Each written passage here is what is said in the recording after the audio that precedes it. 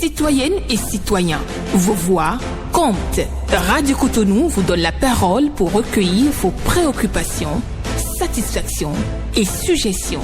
Parole aux citoyens, c'est sur la 94.3 Radio Cotonou.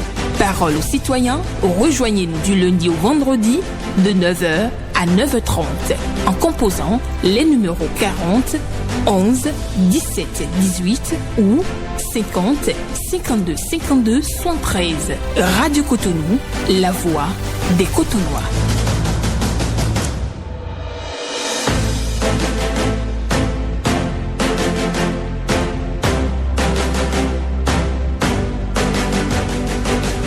Parole aux citoyens.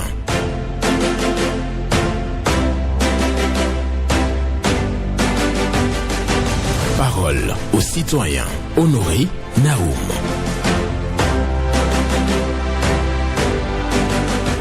Rien au monde ne vaut qu'on se détourne de ce qu'on aime.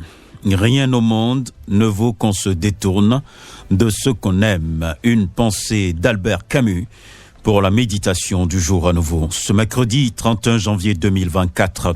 Bonjour à toutes et à tous. Vos préoccupations, satisfactions et suggestions sont attendues au numéro 40 11 17 18 pour les femmes, 50 52 52 73 pour les hommes. Ghislain Bangba sur la mise en onde, Michel Ouono pour le point, la présentation, Benjamin Honoré Naoum. Et je le précise bien, rien au monde ne vaut qu'on se détourne de ce qu'on aime. Voilà, premier intervenant du jour, bonjour. Monsieur, bonjour. Bonjour à vous, Théodore Ounsa. Exactement, c'est journaliste. Bonjour. Permettez-moi pour ma voix. Allez-y. Mais je vais essayer. D'accord. Salut à votre technicien d'abord. Il est à l'écoute. J'ai eu cette préoccupation sur les temps permettants. Et monsieur Naoum, je vous dis aller à SPE. Vraiment. On est fatigué du SPE, quoi, monsieur Naoum. Vous aussi, vous connaissez le temps qu'on est maintenant. Vous êtes talent. Vous connaissez le football. Et je précise, le télé d'aujourd'hui, là, c'est pas télé que notre papa utilisait avant. C'est-à-dire télé Gogoro, là, que mon papa a utilisé. Il est là maintenant. Mais télé d'aujourd'hui, One Music, là, c'est 25 000 ou 30 000. Ou c'est gâté. Je dis à SPE de nous pardonner. De nous pardonner. Eh, monsieur, non, on doit regarder. Si le PD n'est pas parti, qu'est-ce qu'il nous conseille? Surtout nous, les fans de football, là, ça me choque, quoi. On coupe en même temps 30 000 ans où il est avant d'amener. C'est puissant pour mon pays, alors que j'achète le crédit. Qu'est-ce qu'il faut? Chaque jour que Dieu fait. C'est ma préoccupation. Très bonne journée. D'accord. Merci beaucoup à vous, Théodore Ounsa, qui déplore donc les coupures d'électricité dans le pays. Pour lui, ce n'est pas une bonne chose et ça crée donc des dommages sur les équipements et surtout les postes téléviseurs, surtout qu'on est actuellement en période de Cannes 2023 qui se déroule bien entendu en 2024 en Côte d'Ivoire. Théodore Ounsa est très fâché ce matin contre l'ASB2E et donc appelle les autorités à prendre leurs responsabilités. Merci à chacun et à tous. Un autre intervenant sera donc en direct avec nous dans quelques secondes. Il est déjà au standard avec Ghislain Bangba. On va le recevoir à présent. Auditeur en ligne, bonjour. Bonjour, monsieur. Bonjour, monsieur. Oui, bonjour. Votre nom? Léon Dossou. Léon. Dossou, Léon. D'accord, nous vous écoutons. Je tiens d'abord à vous remercier pour le travail que vous abattez. Merci. Et parce que ça améliore les services fournis aux usagers au niveau donc de la commune de Cotonou et des services publics en général. Merci. Et il est aussi à remercier les autorités pour avoir placé cet outil-là qui permet donc à la ville de Cotonou de pouvoir optimiser ses fonctions, ses missions. Et mon intervention va vers le service chargé de casier judiciaire. Allô? Oui, je vous reçois parfaitement.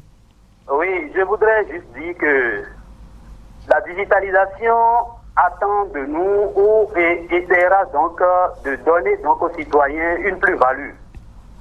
Et c'est pour cela que ce service a été créé pour permettre aux usagers donc, du service public d'avoir à temps réel des actes. Mais malheureusement, on a constaté ces derniers jours que ce service-là travaille et pas pour le bien comme on aurait voulu. Et j'ai formulé une demande donc de casier judiciaire depuis le 18 janvier, et mais jusqu'à cette date, je n'ai pas le retour. C'est ça. C'est essentiellement pour cela que je viens ce jour. Vous avez consulté régulièrement vos mails? Oui, et j'ai eu même des interventions, et c'est ça qui m'a surtout fâché, m'a amené vers l'intervention. D'accord. Si vous voulez, je peux vous envoyer donc les mails donc, du retour de ce service-là, qui me dit que après 10 jours, on me dit d'abord que ma demande, ma requête sera donc examinée sous peu et que j'aurai la réponse. Et je lui ai demandé l'indicateur. Sous peu là, ça veut dire combien de jours? Je n'ai pas pu avoir de réponse du service public. D'accord. En tout cas, votre préoccupation.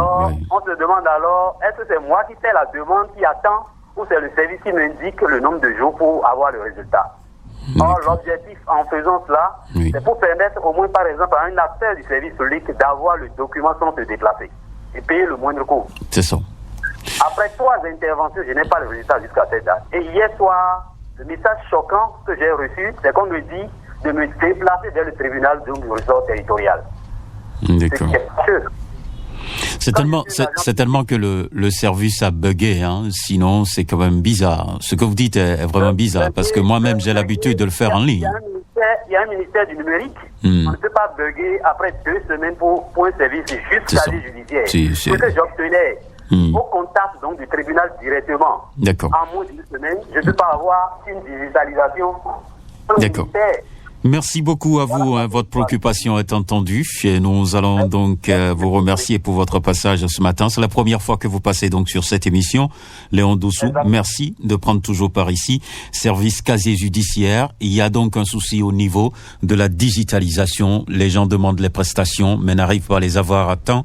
Donc, ceux qui s'occupent de ça, le service informatique casier judiciaire, doit pouvoir accélérer les choses. C'est la demande de cet intervenant ce matin. Il s'appelle Léon Dossou.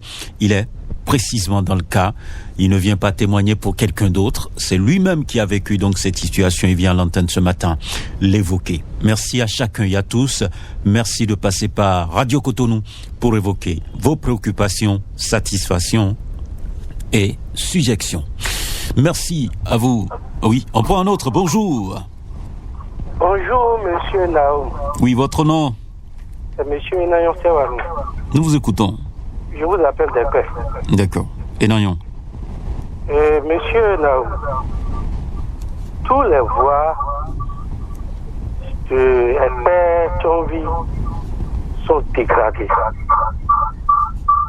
Et les chefs du quartier, les conseillers, les maires ne nous disent rien sur ça. Vous avez votre radio allumée, s'il vous plaît. Il faut l'éteindre. Ok, merci. Donc, je vous dis que les voies sont impraticables. Et ce qui est marrant, c'est que les services du BADIS, nous ne comprenons pas si c'est les chefs quartiers qui sont en mesure de nous donner des places. On ne comprend pas. Avec des soupçons en abondance. Donc je demande aux autorités compétentes de Semekpodji de venir à notre aide, puisque nous souffrons énormément. Avec les travaux, les camions gâtent totalement les voies. Et nous sommes tellement dans les difficultés qu'ils nous viennent en aide. D'accord. Merci beaucoup. Merci beaucoup à vous, monsieur Enagnon, qui passe par Radio Cotonou ce matin pour évoquer donc la dégradation des voies dans la commune de Semekpodji. Nous sommes bien entendu à Epé, la route Epé-Tchonvi. Cette voie est sérieusement dégradée. Je crois quand même que c'est la énième préoccupation par rapport à cette actualité au niveau de la commune de Semekpodji. Les voies sont dégradées. Il va falloir faire quelque chose. Auditeur, on dit bonjour. Bonjour, excellent journaliste, Monsieur Naoum et son technicien du jour. Paul Chaudaton, vous avez la parole ce matin. Dieu vous garde et vous protège ainsi que votre famille et le technicien du jour. Amen. Ma première préoccupation, Monsieur Naoum, je voudrais vous demander à mettre fin à ce tic-au-tac que nous constatons sur l'émission quelquefois. On a tendance à répondre à l'auditeur. Si ils ont mal quelque part, ils n'ont qu'à garder leur mal en patience. Quand l'autre vient opiner, venez dire ce que vous voulez dire au nom de venir s'en prendre à l'autre sur l'antenne. Nous constatons ça souvent. Et ça peut amener l'autre à vouloir revenir sur l'émission pour répliquer. Donc, je vous invite à beaucoup faire attention avec cette préoccupation. Ma préoccupation du jour, Monsieur Naoum, ça concerne toujours la révision de la Constitution. Je l'ai dit hier, et j'insiste, ça peut faire mal à d'autres, ça peut faire sourire d'autres. La Constitution a prévu ces mécanismes pour être révisés. Quand j'entends certains dire ça menace la paix, ça menace quoi que ce soit, la révision d'une Constitution ne peut pas amener la guerre ici au Bénin. Le Bénin, c'est un pays de paix. Il n'y aura rien, il n'y a rien, il n'y aura rien. Donc, laissez ce polémique-là. S'ils veulent réviser, ils vont réviser. L'Assemblée nationale, c'est le haut lieu de la politique. Tout peut changer. Même ceux qui ont confiance à l'opposition peuvent changer demain. Ceux qui ont confiance à la mouvance aussi peuvent changer demain. Donc, quand j'entends souvent, on dit, Bokar Olivier, il est libre, c'est un citoyen, si un parti l'accepte pour être candidat, il sera candidat. Si on change la Constitution demain et qu'on dit que c'est une table rase, tout le monde peut encore déposer une candidature. Le chef de l'État, si ça le plaît, même s'il dit non, il peut encore être candidat. Ça ne menace rien du tout. Merci. Donc, vraiment, c'est cette polémique-là, sinon vous allez vous retrouver au Sénat. Merci beaucoup à vous, Paul Chaudaton, sur Radio Cotonou. Il revient donc sur cette préoccupation concernant la révision de la Constitution et demande tout simplement aux députés de jouer leur partition. Donc les conditions sont déjà définies pour une révision de la Constitution. Donc si les conditions sont respectées, on peut réviser. Il n'y aura pas de guerre au Bénin. Le Bénin, c'est un pays de paix. C'est ce que précise Paul Chaudaton sur nos antennes. Et il demande aussi aux auditeurs de ne pas venir répondre à d'autres auditeurs sur nos antennes. Voilà les préoccupations évoquées. Auditeur Annie, bonjour. Bonjour. Votre nom. Votre nom. Prosper Moussou depuis Djidje à Kokonawa. D'accord. Vous allez donc commencer par arrêter votre poste récepteur, s'il vous plaît. D'accord. Monsieur Prosper Moussou, nous vous écoutons. Voilà. Ma première préoccupation. Qui vient aller au Rendé. Votre radio est toujours allumée. Ah bon? Oui, et ça ne facilite pas l'écoute. Sinon, je serai obligé d'arrêter la conversation avec vous si on ne peut pas bien vous entendre. C'est bon maintenant? Allez-y. Voilà. Ma première préoccupation. Oui. Et vraiment, j'ai remarqué quelque chose à Rendé. Le carrefour bleu, jusqu'à hôtel, chose là, qui est à Torpa là. Le carrefour s'est dégradé complètement. Vers Maoulé là-bas, premier carrefour tu vas dire avec Maoulé là-bas, le carrefour est complètement dégradé. Les pavés est dégradé complètement. Donc quand tu viens là-bas, si tu ne sais pas faire, tu vas faire l'accident, va tomber bananement sans savoir.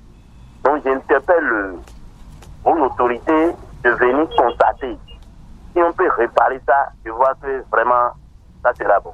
D'accord. Deuxième préoccupation, depuis votre antenne que le lampadaire qui est nouveau qu'on n'a pas allumé. Il y a l'autre côté allumé, il y a l'autre côté n'a pas allumé.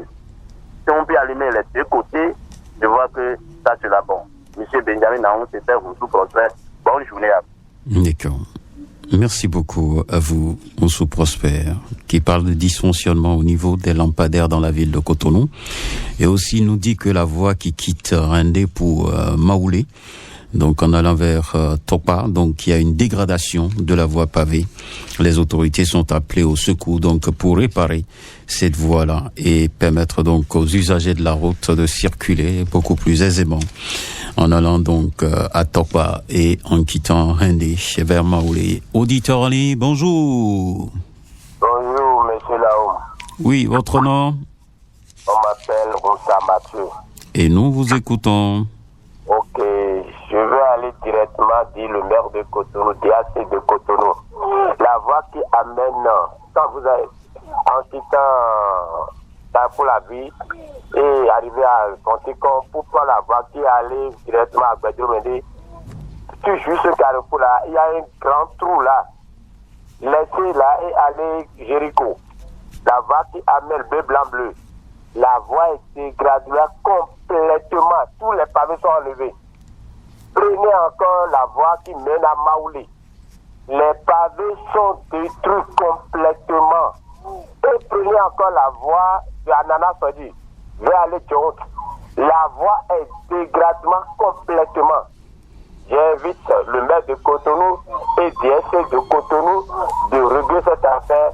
Merci bien. Bonne journée. Bonne journée à vous. Moussa Mathieu, qui est passé ce matin aussi pour évoquer donc la dégradation de la voie Reine des Maoulés. Et oui, il y a d'autres voies donc dans la commune de Cotonou. Et le DST est interpellé sur la question, est appelé au secours pour descendre, constater et réparer ces voies pour faciliter le trafic dans la ville de Cotonou. Merci à vous, Moussa Mathieu, pour votre passage ce matin sur Radio Cotonou. Nous sommes sur l'émission Parole aux citoyens. Nous avons encore quelques minutes à passer ensemble avant la fin de cette émission. Quelqu'un est au standard. On va le recevoir en direct dans quelques secondes. Auditeur en ligne, bonjour. La fréquence municipale de Cotonou, bonjour. Sébastien Yonhossou. Exactement, je confirme. Nous vous écoutons. Merci beaucoup, chers amis, chers peuples béninois.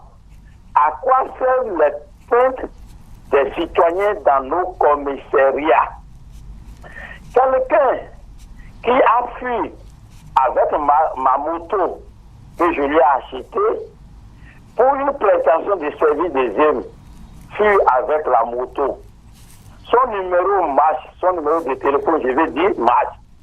Le numéro de téléphone de sa femme, qui est témoin pour lui, marche. Je vais porter plainte au commissariat de Placodi le 29 novembre 2022. Et jusqu'à ce jour, le commissariat n'a rien fait pour le localiser, alors que nous sommes à l'ère de la route technologique.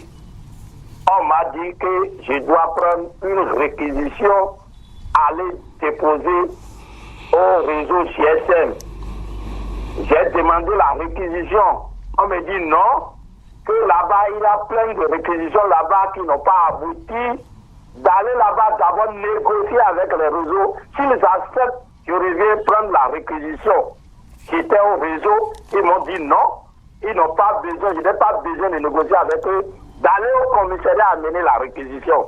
Je vais au commissariat de Placodi, on me dit revenez demain, après demain, appelez-moi et on me tourne en rond. Est-ce que comme ça peut évoluer? Donc quelqu'un peut voler et narguer tout le monde. Son téléphone sera en marche dans le pays. Ça peut fonctionner comme ça.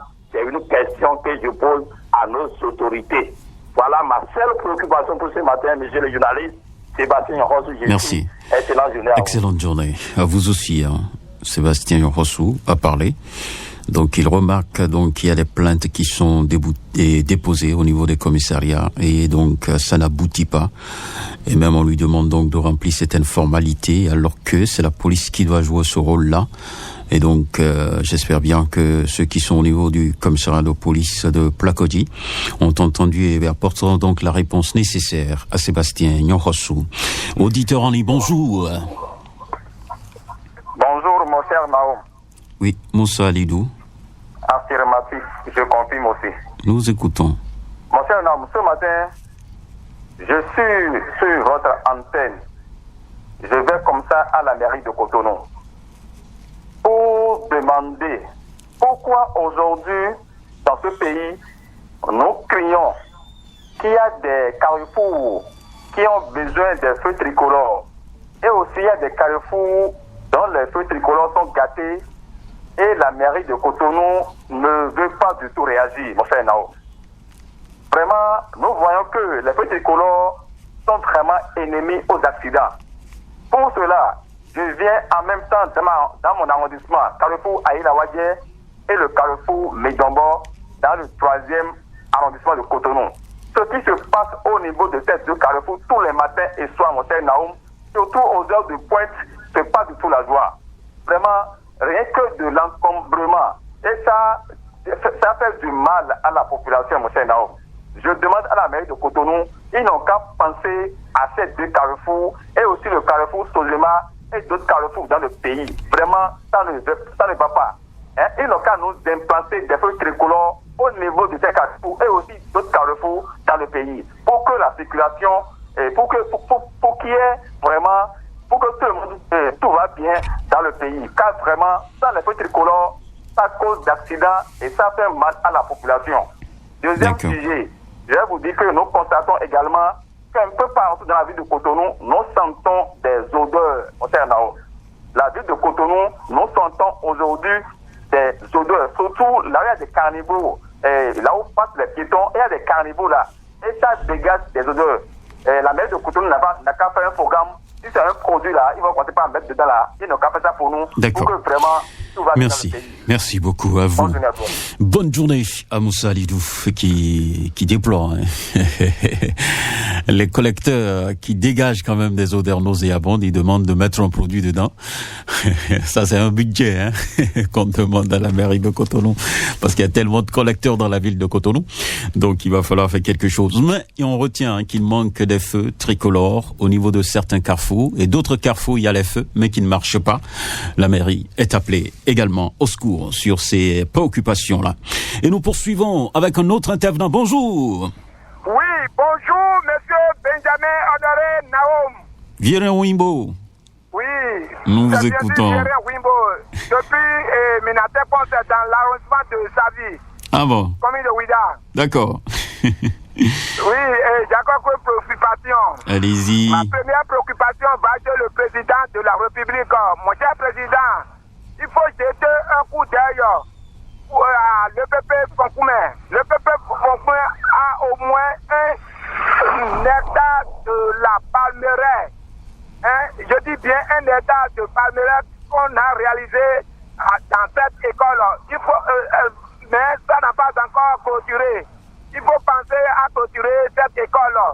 Faites une commission d'enquête et encore contrôler la gestion de la coopérative d'aménagement rural de Ouida Nord, Caron. Et la gestion là, vous allez contrôler. Et troisième, pour terminer, je suis le ministre des Travaux publics, M. Donato, de faire tout possible pour améliorer la voie qui de Ribotito. C'est sur cette voie que je suis en train de dénoncer ce genre de préoccupation. Il fallait nous réaliser une bonne voie.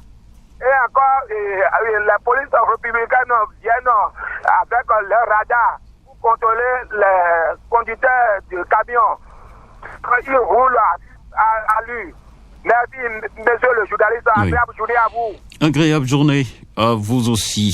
Viren Wimbof qui nous appelle de la commune de Ouida et parle de EPP Fonkoumé. Il faut donc faire la clôture de l'école pour la sécurité et aussi à la gestion de la coopérative Caron. Il faut quand même auditer cette gestion-là. Il en parle plusieurs fois déjà sur la radio. Voie Tori, la voie est dégradée.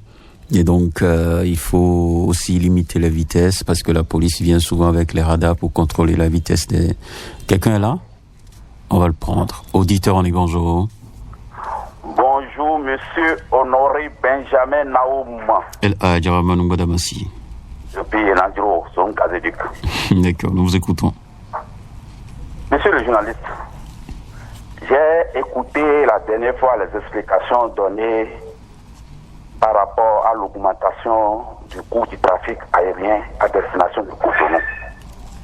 Mais à mon humble avis, avec le constat que j'ai fait ces derniers jours, moi je pense que cette augmentation est en train de décourager la destination Cotonou au profit de Lomé. Parce que vous n'êtes pas sans savoir que Lomé-Cotonou, même si vous devez louer un véhicule, vous déboursez à peine 30-35 000 francs pour être à Cotonou.